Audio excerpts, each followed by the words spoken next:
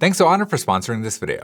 So it's not often that we get a phone in the studio where something about it just blows me away. But with the Honor Magic 7 Pro, there are actually two things that I just wasn't expecting, with this phone having the loudest and most bass-rich speakers I've ever tested on a smartphone, while also having a zoom range that's usable even at up to 100x. Now, given that we're talking about Honor's flagship phone for 2025, it has the premium look and feel that you'd expect. I really like the symmetrical camera design on the back, and how Honor made the frame and the buttons a little bit thicker this year, which I think makes it more comfortable to hold. For better or worse, Honor didn't follow the trend of going completely flat on the front, with ever so slightly curved edges that wrap around this 6.8-inch LTPO display, which is arguably one of the best displays out there. It's super bright, with it beating both the iPhone and the Galaxy in our global brightness test, and it's jam-packed with health features that help make things easier on your eyes. So there's 4320 Hz PWM dimming for people who are sensitive to flicker. There's AI defocus tech, which we did a whole video on before on the channel. And with the 7 Pro, Honor is now using a circular polarizer, which not only has the benefit of working better with sunglasses, but they also say that it simulates natural light better, which is supposed to help reduce eye fatigue. But you know, outside of the health features, it's just a solid looking display. It's got a high resolution, it's fast, and it has colors that just pop. Of course, what takes it to the next level though are these speakers. Like I said,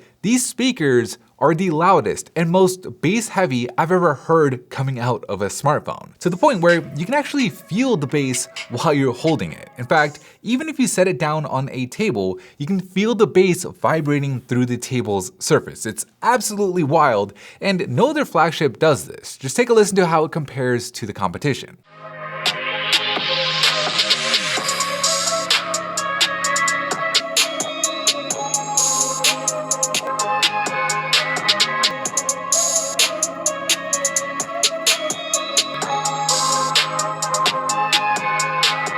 So the way Honor was able to pull this off is, one, they're using the same high quality speaker from the bottom up at the top, where most phones will use like lower quality earpieces, and then two, they gave it a significantly larger sound cavity, allowing the speaker to pump more air and effectively amplify those lower frequencies. Now, that's not to say that this is a Bluetooth speaker replacement or anything, right? It's still a phone, there's still laws of physics. And you know, for some people, it could get to be a little bit too much, so Honor does have the option to tone it down in the settings. But in those action scenes, in movies, or in games, it just makes the experience feel that much more immersive. Speaking of gaming, under the hood, the phone is powered by the Snapdragon 8 Elite chip. Qualcomm is claiming a 45% boost in CPU performance and a 40% improvement in the GPU, so games on here run super smoothly even at high frame rates, and switching between apps on here is super snappy. The phone also did really well in our battery test, with the 5270 mAh unit in this global variant helping it last over 28 hours, officially ranking it in our top 10, which is great, except for the fact that it could have been even better if Honor would have used the larger 5850 mAh battery that they use in the global version. But for whatever reason, on this European variant, they're sticking with a 5270 mAh unit, which, you know, hey, it still makes the top 10, but I feel like with the larger battery, it would have had a shot at being number 1 overall. But the good news is the phone still charges really quickly, with up to 100 watts of wired charging and 80 watts of wireless charging, with it going from 0 to 82% in just 30 minutes in our wired charge test, which more than doubles the iPhone's results despite having a bigger battery to fill up. But moving on, let's talk about this camera system. So you get a 50 megapixel main camera with an adjustable aperture and a 50 megapixel ultra wide. And the results they produce look great. They're right in line with what you would expect from a flagship in 2025, with a sharp image and strong performance in low light. But what I wasn't expecting is this 200 megapixel telephoto camera. Now, at first, I was a little disappointed that Honor only went with 3x for this lens instead of like the 5x that you see on the iPhone and the Galaxy. But because of the high 200 megapixel resolution, plus the fact that the sensor is bigger at 1/1.4 inches, it turns out that 3x is more than enough. I mean, just take a look at how it compares to the iPhone 16 Pro Max here, where it's either matching the iPhone's quality at the same zoom levels, or in many instances, it's actually outperforming it despite cropping further into its sensor. Like in this photo of this street sign, for example. It's at 25x on both, which is the max that you get on the iPhone, where if you pixel peep, you can easily see how much crisper the text looks on the 7 Pro. But where things get really interesting is when you go beyond 30x, because starting at 30x is where you can enable what Honor calls AI super zoom, where immediately on that same street sign, you can see a huge jump in quality. I think the best way to demonstrate what the AI is doing here is to take a look at these hilltop shots where I was trying to take a picture of a car. So here it is at 0.5x, just to give you an idea of how far away we are.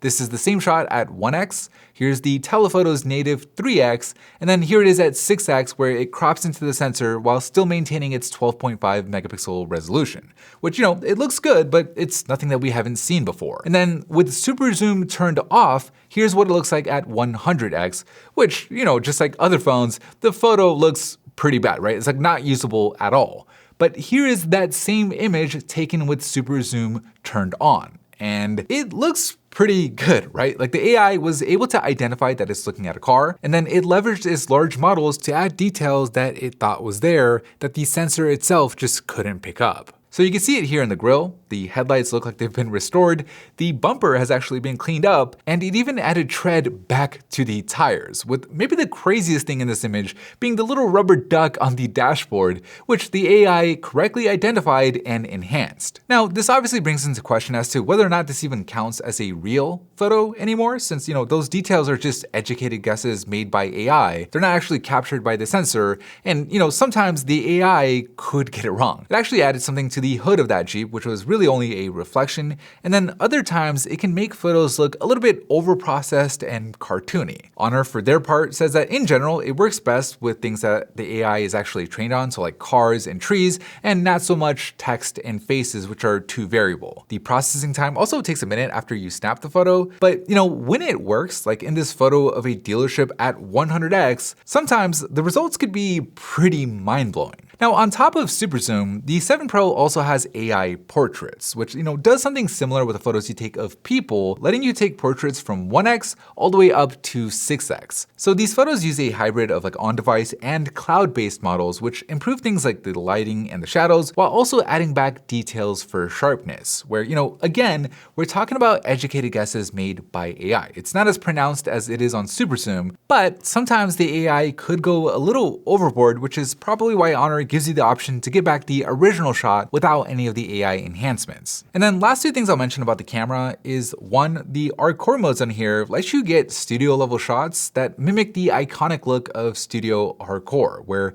some of these photos look like they weren't even shot on a phone, like they're just super flattering. And then number two is the HD super burst mode, which captures up to 10 frames per second, letting you freeze action in a way that most phones can't do. I think it's great for capturing photos of kids or pets who are always moving around without the images being blurry. Like, I really like it. In terms of software, the phone is running on Android 15 with Honor's MagicOS 9.0, and as you'd expect with a phone in 2025, there is a ton of AI baked in here. Not just Google's AI, like Google Gemini, but also a bunch of Honor's own stuff, like their Notes app, for example, that has AI summaries and translations.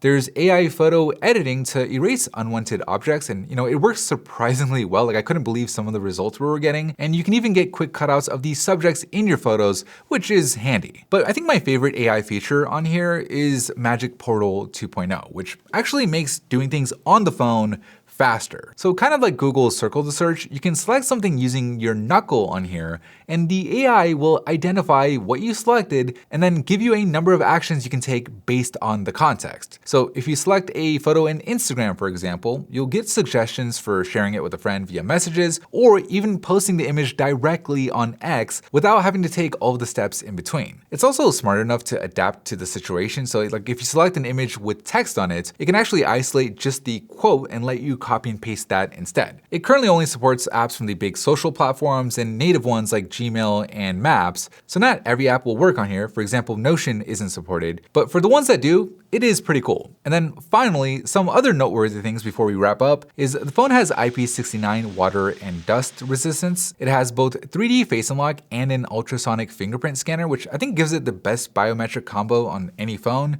And it also has an IR blaster at the top, which is always nice to have. But yeah, that's the Honor Magic 7 Pro. It's definitely one of the top contenders for 2025, and it's gonna be interesting to see how it stacks up to other flagships like the upcoming Galaxy S25 Ultra. But anyways, that is it for me in this video showcase. Big thanks to Honor for sponsoring it. Thank you guys for watching, and as always, I'll see you in the very next episode.